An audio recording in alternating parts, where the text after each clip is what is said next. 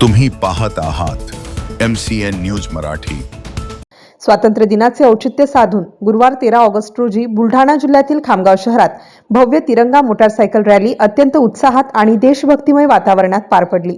खामगाव विधानसभेचे आमदार तथा महाराष्ट्राचे कामगार मंत्री आकाश फुंडकर यांच्या नेतृत्वात निघालेल्या या रॅलीत हजारो राष्ट्रभक्त नागरिक आणि तरुणांनी उत्स्फूर्त सहभाग नोंदवला आणि सकाळी छत्रपती शिवाजी महाराज स्टेडियम येथून रॅलीला सुरुवात झाली।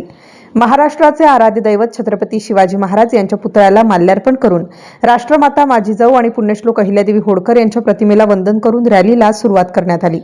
शहरातील मुख्य मार्गावरून जात भाजप कार्यालयासमोर पोहोचली जिथे राष्ट्रगीताने रॅलीचा समारोप झाला।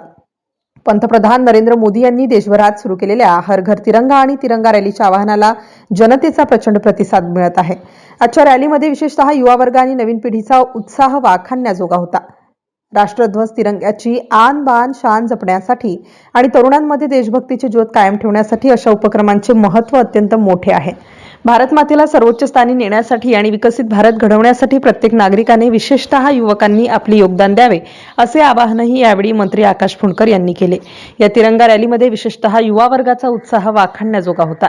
संपूर्ण खामगाव शहर राष्ट्रध्वज तिरंग्याने आणि देशभक्तीपर घोषणांनी दुमदुमून गेले होते। तरुणांमध्ये देशभक्तीची ज्योत कायम राहावी आणि राष्ट्रध्वजाची शान जपली जावी याच उद्देशाने या भव्य रॅलीचे आयोजन करण्यात आले होते।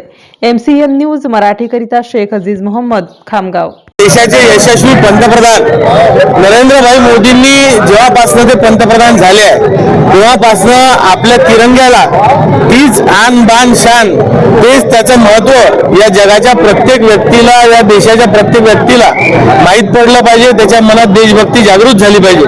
म्हणून त्यांच्या आव्हानानुसार पूर्ण देशभरात या तिरंगा रॅलीचं आयोजन होत असते आणि आजही आपण पाहिलं की या रॅलीला जो वाढता उत्साह आहे, यामध्ये वाढती जी तरुणाई आहे, जी सर्व नवीन पिढी आहे, ही सर्व पिढी आज या तिरंग्याला आपल्या सर्वोच्च परी मानून या तिरंगा रॅलीत सहभागी झाले आणि हा जो उत्साह आहे यावरून आपल्याला लक्षात येईल की नवीन पिढीमध्ये सुद्धा प्रचंड देशभक्ती त्यांच्या मनामध्ये आज त्याचं रोपण झालेलं आहे आणि या माध्यमातून भविष्यात एक देशभक्त पिढी घडण्याचं काम होणार आहे।